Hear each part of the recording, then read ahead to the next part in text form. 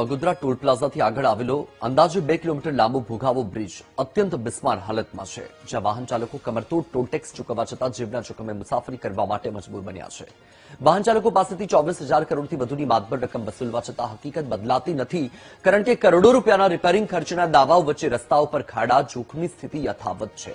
દરરોજ હજારો વાહનો પસાર થાય છે। મુખ્ય માર્ગ પર ગમે ત્યારે ગંભીર અકસ્માત સર્જાવાની ભીતિ સેવાઈ રહી છે, ત્યારે રોષે ભરાયેલા નાગરિકો તંત્ર સામે સવાલ કરી રહ્યા છે કે જો પૂરો ટોલ ટેક્સ વસૂલાતો હોય તો બદલામાં બિસ્માર રસ્તા શા માટે?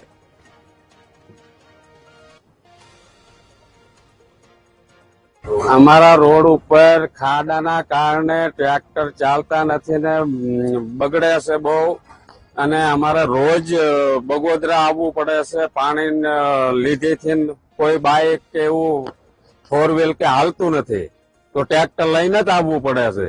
તો અમારે ટ્રેક્ટરને નુકસાન થાય છે, વધતા ઝડપીથી હલાતું નથી। અમારા મીઠાપુરથી બગોદરાનો રસ્તો છે અને રોજ અવારનવાર દિવસમાં ઘણા બધા બાઇક વાળા નીકળે, આજુબાજુ આ ખાડા બધા એવા અકસ્માત બધા બહુ થાય છે, ટ્રાફિક એવું થાય છે।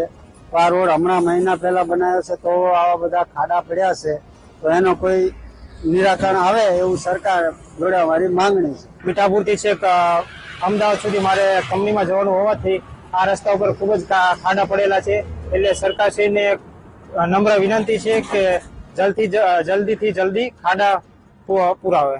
ઘણા ટ્રાફિકની સમસ્યા થાય છે, રોડ ઉપર ધૂળની ડમરીઓ ઉડે છે, અકસ્માત પણ થઈ શકે છે, એટલે નમ્ર વિનંતી છે કે ખાડા પુરાવે। અને હમણાં જ રોડ ઉભો કરેલો છે તાત્કાલિક, એટલે પણ થોડીક વારમાં ખાડા પણ થોડી વારમાં પડી ગયા છે। અમે દર્દીઓ માટે અવન જવન જતા હોઈએ છીએ, પણ આ વરસાદના કારણે એટલા બધા ખાડા થઈ ગયા છે કે બહુ તકલીફ પડે છે। એમરજન્સી જવાનું થતું હોય, અચાનક કોઈ પણ ખાડા આવે તો પેશન્ટને બહુ તકલીફ પડે છે।